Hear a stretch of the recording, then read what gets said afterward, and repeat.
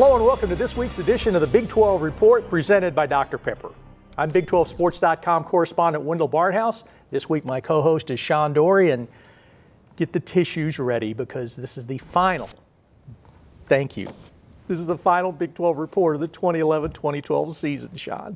That's right, Wendell. Athletic competition wrapped up in the Big 12 this past week as 4 individual athletes claimed national titles at the Outdoor Track and Field Championships, while Baylor and Oklahoma wrapped up play in the NCAA Baseball Championship, bowing out in the Super Regional round. Now that it's over, we can take a step back and look at the top 10 moments from this past year in the Big 12. Well, we're going to go from tragedy to comedy in true David Letterman fashion. We're going to do our top 10 list in reverse order, so we're going to start with number 10. Now, last month, the Big 12 and the Southeastern Conference announced a partnership for a new bowl game. The working title is the Champions Bowl, but what's unique about it is that the conferences are basically going 50-50 to establish a new bowl game. Now, this might be a landmark change in the bowl business. At number 9, just over a month ago, the Big 12 named Bob Bowlesby as its new commissioner. That decision has been met with vigorous approval. Bowlesby takes over a Big 12 that has weathered a tough 10 months. Acting Commissioner Chuck Ninus deserves considerable credit for his leadership after he replaced Dan Beebe last September. At number 8, one of the reasons that the last year has been so tumultuous was there was another round of membership change as far as the conference was concerned. Texas A&M and Missouri departed for the Southeastern Conference, and that created a lot of doubt about the Big 12's future. Well, that future has been brightened and solidified by the addition of TCU and West Virginia. You add in lucrative TV deals, equal revenue sharing, and Bowlesby's hiring, and the Big 12 right now is strong and vibrant. At number 7, Oklahoma State came within an overtime loss at Iowa State of playing for the national championship, but the Cowboys still had the greatest season in school history. They won the Big 12 title, finished with 12 victories, and capped it off with a 41-38 overtime defeat of Stanford in the Fiesta Bowl. And at number 6, 2 Big 12 teams made it to the championship game and came up just short in their sports. In men's basketball, Big 12 regular season champion Kansas went on a remarkable run in the NCAA tournament, but couldn't overcome top-seeded Kentucky in the title game. In Oklahoma, the Big 12 regular season champion in women's softball lost to Alabama 5-4 in Game 3 of the Women's College World Series. At number 5, it's sweet victory for the Longhorns on the Lynx. It came down to the final match in the 18th green, but Texas beat Alabama to win the NCAA Men's Golf Championship. Senior Dylan Fratelli's birdie putt gave the Longhorns their first national title in the sport since 1972, and the Big 12 its 4th national title in golf since 2000. At number 4, in mid-November, Oklahoma State women's basketball coach Kurt Budke, assistant coach Miranda Cerna, and 2 others died in a plane crash in Arkansas. The Cowgirls, the only team in the Big 12 without a senior on the roster, played on despite the tragedy. Assistant coach Jim Littell took over as coach, and Oklahoma State went on to win the Women's National Invitation Tournament. Our number 3 story of the year is one of redemption. For the first 15 years of Big 12 play, Baylor was generally considered a doormat of the conference. But my, how things changed this season. For decades to come, the folks down in Waco will look back on this campaign and remember it as the year of the Bear. BU went from the verge of not having a conference home to turning heads across the nation. All 19 of Baylor's sponsored sports made the postseason. Baylor's 129 combined wins in the 4 major sports of football, men's basketball, women's basketball, and baseball are an NCAA record for a single season. The men's basketball team won 30 games for the first time ever and reached the Elite 8 for the 2nd time in 3 years, while the baseball team won 49 games and claimed the Big 12 regular season crown by starting conference play 18-0. I could go on, and we haven't even talked about the 2 biggest stories in Baylor's athletic season. Wendell? Well, yeah, Sean, at number 2, to me, if there's one person who can be credited with sparking Baylor's overall success, in my book, it's Robert Griffin III. RG3 led the Bears to a 10-win season in football, their first victory over Oklahoma, and an Alamo Bowl victory. His ability, charisma, and confidence reached all corners of campus. I think he said it best in his speech accepting the Heisman Trophy. The hotter the heat, the harder the steel. No pressure, no diamonds. We compete, we win. We are Baylor. And our number 1 story from the past year is Baylor's national championship in women's basketball. The Lady Bears played a difficult non-conference schedule, went undefeated in the challenging Big 12, and did what no major college team, men or women, have ever done, finishing 40-0. Baylor, led by Player of the Year Brittany Griner, won the second national championship in school history, and to me that was the top story in the Big 12 for the 2011-2012 season. Really another great year for the Big 12, and it's going to be a great time for the Big 12 moving forward with 2 new members.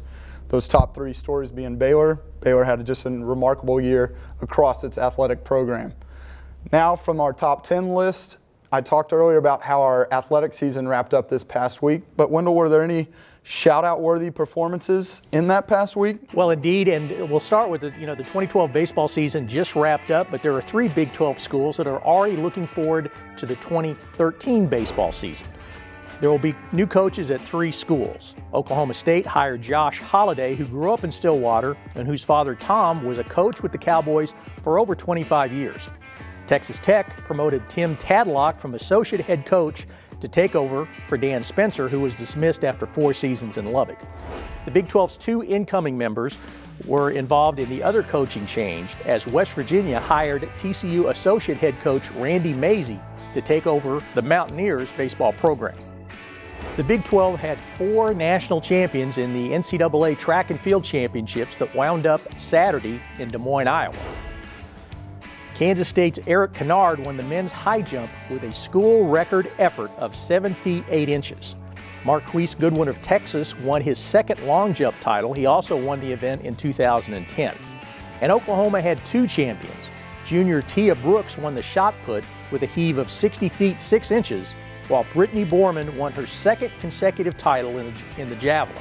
Texas A&M finished 3rd in both the men's and women's standings. That ended the Aggies' 3-year run as national champions. The Texas men finished 9th. In the women's team standings, Kansas finished tied for 4th, the best finish in school history, while Oklahoma was 7th and Texas finished at number 11. Well, if you haven't been paying attention, first of all, shame on you, but second of all, you realize that this is the last Big 12 report for the 2011-2012 season. That also means it's the final show for 3 people who have made major contributions in making this year's 36 Big 12 reports the best we've ever done.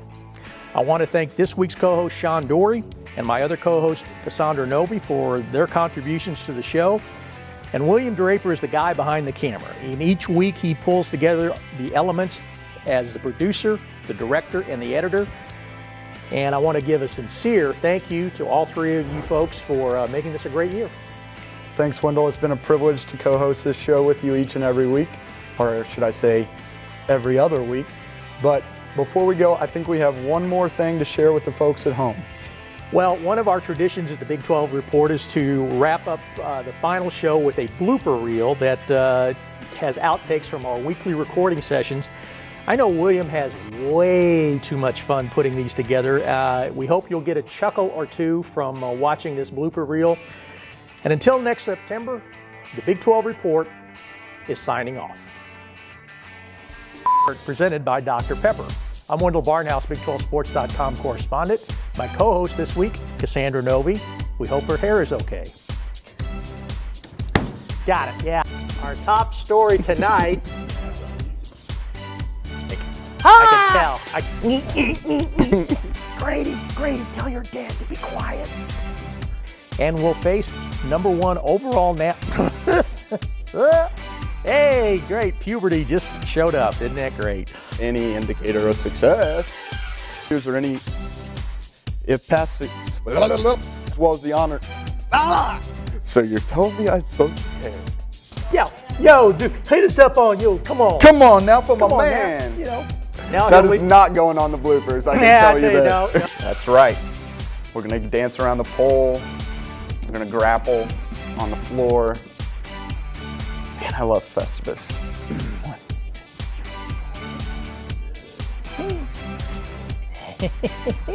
Patio Gasso. Hey, she's Irish. We didn't even know it. Yeah, let's have a Guinness for Patio Gasso while we're sitting here. How's that? 3, 2, 1. Stop it. It's okay. I'm gonna sneeze. Thanks, Wendell, and I am so proud to be your co-anchor. Ah, that's good. Don't say specifically. You can't say that word. I got to get on the road to Oklahoma. Let's do this. Come on. Oh, that's tight. We're heading down to Texas A&M for a... You made the camera move. Now it's time for our weekly feature. Okay. Shout out! Stand by for notes. If we had talent, it'd be worth treating right, but we don't. Welcome to this. 3, 2, 1. What's? Ah, wow. Good Lord. It's rolling down the avenue. Okay, it's hot inside this mask. Top that! Top that, man! Over Weber State on Saturday. No, it was on Sunday. See, God bless it. What do you have for shout-outs this week? Dang it. I'm sorry. What do you have for shout-outs? I'm sorry. I'm sorry. Can somebody... Can we take like a minute? I just got to think of... roadkill. Let's do it pretty good. All right. 3, 2, 1.